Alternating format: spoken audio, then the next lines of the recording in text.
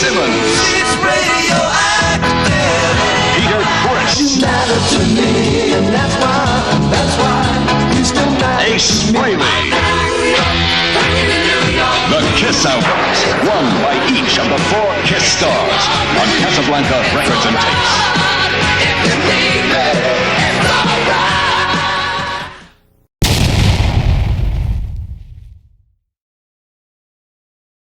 Welcome back. I'm Pat, that Halloween movie collector, and we're back with another ranking of Kiss albums, studio albums.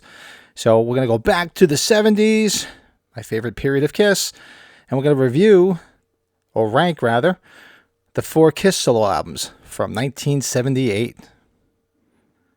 Yes, I couldn't wait to get my hands on these as a kid. You know, I remember this was tough. So 1978, I was 6 years old, so I couldn't just go out and buy all 4 at once. I remember I got them piece by piece between birthday and Christmas. So I got one at a time that way until I got all 4 of them. Now, released on September 18th, 1978, which is crazy because this September 18th, they'll be 45 years old. So let's see if they come out with some cool packaging for that, for the 45th anniversary. So let's do this. So starting with number 4. Now, I like all of these albums. They're all diverse. So by saying one's 4 to whatever, it doesn't mean I've said on these rankings, I don't hate any Kiss records. I love them all. These are just simply what I prefer. So my number 4, the drummer, the Catman, Peter Criss. Yeah, it's my number 4. I do like this record. Now, remember, I was 6 years old at the time, so I was listening to a lot of 70s AM music back then. They used to have one of those little Panasonic donut radios. I only played AM, so I listened to a lot of 70s rather, like the one-hit wonders and all the popular songs at the time. I still love them. My kids will tell you, we get in the car, it's usually on the 70s channel or something like that.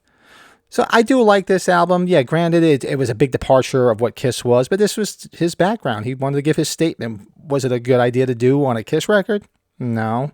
That was something you should have reserved for later on. But, he gave it a shot. It's more R&B type stuff. And it's not bad. A lot of it was originally written, a lot of the material was written for, I think, one of his previous bands. I think it was called Lips, with Stan Penridge, a good friend of his. So it just kind of brought all that to the forefront, put it on this album.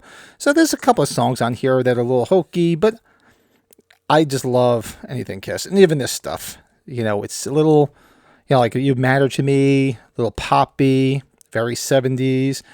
Nice little cover of Tossin' and Turner, which was the only only song off this album that they did live, because during the Dynasty tour they each got to do a song from their solo album, and that's what they did. They did Tossin' and Turner because I guess they didn't want to do anything else. So I don't know. And there's the kind of Sugar Papa likes. It's got a nice little R&B beat in it. I Can't Stop the Rain. It's fun stuff. I'm Gonna Love You, Don't You Let Me Down, Hooked on Rock and Roll. There's some fun songs on here. I think a lot more Kiss fans over 45 years now have come around to saying, was it the best? No. Should Peter Criss have put on a Kiss record? Like I said, no. But there's some fun songs on here. I don't dislike it. I'll throw it in. Every once in a while I get nostalgic for it and I'll throw it in, listen to it from front to back. So that's my number 4 of the 4 solo albums, Peter Criss. Number 3, the Demon himself, Gene Simmons solo album. Gene Simmons was more of a mishmash of like who's who he can get on his album, just sort of like the album he put out a couple years ago called Asshole. It's just, I don't know, he brought all these players in, guested on there, and a lot of the stuff on there, it's not bad. I love, like, Radioactive is a great tune. Living in Sin is a good tune. He does redo See You in Your Dreams. Burn Up with Fever, Man of a Thousand Faces. There's some interesting stuff on here. It's very varied and very, not very Kiss-like. It's, like I said, not more of a goof, but like, only I can describe it as almost like back in the 60s and 70s was the age of variety TV shows where they give you a big variety of, hence the term variety show, of different types of music and different types of skits. This to me is like a variety album. There's so many varied types of music on here. So it really wasn't, to me, it's not a cohesive effort. It's more like a variety album, if that makes any sense. I like it. There's some good stuff on there and it's a lot of fun. We got the cameo with Living in Sin with Cher, because he was dating Cher at the time. You got some great players on there, like Jeff Skunk Baxter is on there from the Doobie Brothers. Joe Perry makes an appearance. Richie Rano from Stars. Bob Seger, Helen Reddy, Janice Ian. It's like a mishmash of all these different people. And it was actually produced by Sean Delaney, who was basically the fifth member of Kiss, if you guys know his Kiss history, who was a partner. Well, he was his partner, not saying partner in business, but his partner with Bill O'Coin. They dated in the 70s, and he really helped develop the Kiss show. And he produced Gene Simmons' solo album. So that's pretty interesting. So there you go. That's my number 3, Gene Simmons solo album. So my number 2, Star Child himself, Paul Stanley. Now this album is probably arguably the most Kiss-like. A lot of these songs, if you close your eyes and you snuck them in on Rock and Roll Over or Love Gun or Destroyer, they would sound just like a Kiss album. So this was the most Kiss album as far as I was concerned. Great songs on there. Love in Chains is one of the ones I always liked that. Tonight You Belong to Me. Move On, which is the solo album song that they played during the Dynasty tour. Goodbye is a great tune. It's a real solid rock record. And there's just a lot of great songs on there. His voice was really, really powerful at the time. That classic Paul Stanley voice, because it's right set there in like the late 70s. So, to me, as I mentioned, the most Kiss-like of the 4. And it's just a really great record. And I actually wrestled with what was going to be first, because obviously it's first, because there's only one left. Because I really do like the Paul Stanley record. So, without saying much, number 1, the spaceman himself, Ace Frehley. Really came into his own, came out of his comfort zone, and him singing Shock Me really gave him the confidence to start singing, because he did write a decent amount of the songs. Obviously, Gene and Paul wrote the lion's share of the songs, but he contributed all the way back to the first record with Cold Gin. So there's a lot of cool stuff on this record, and produced by Eddie Kramer, the famed producer of Zeppelin, Jimi Hendrix, at Electric Lady Studios. I mean, come on. So it's got a really great. This is probably the best produced sounding of the 4, in my opinion. It's very it's got that real good hard edge. It's very trebly, because I'm a guitar player. I like to treble. Not about all the bass.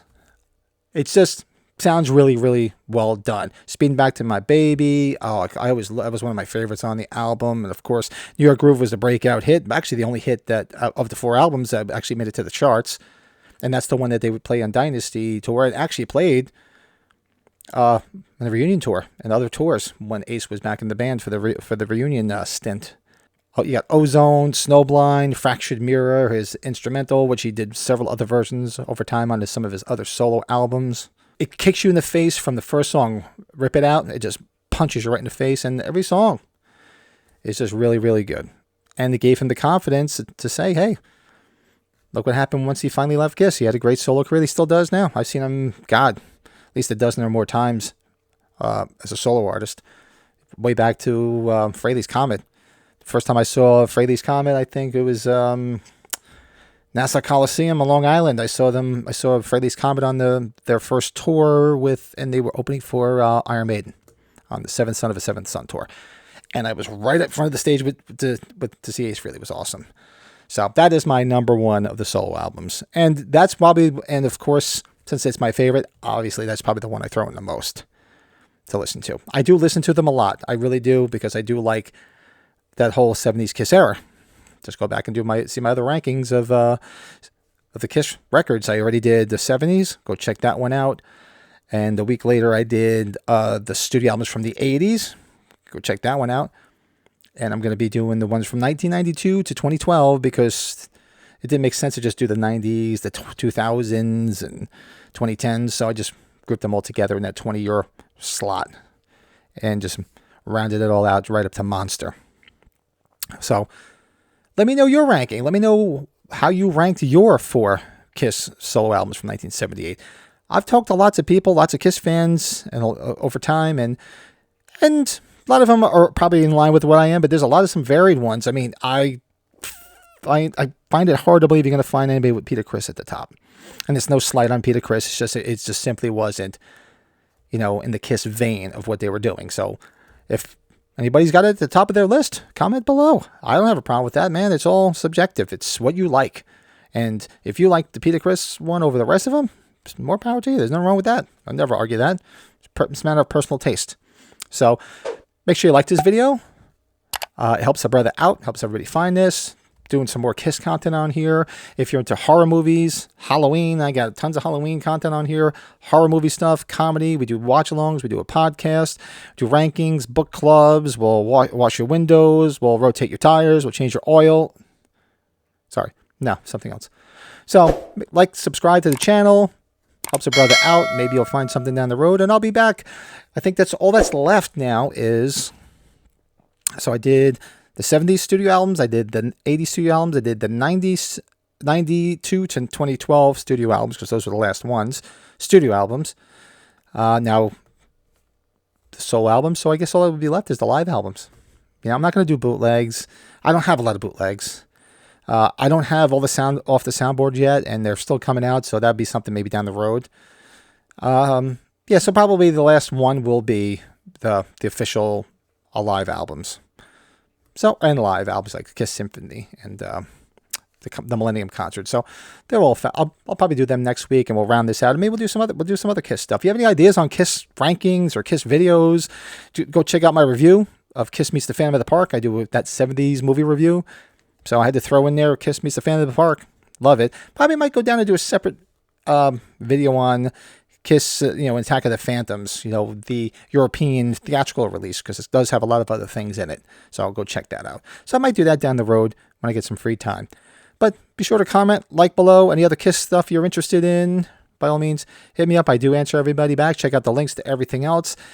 And in the meantime, I'll talk to you soon.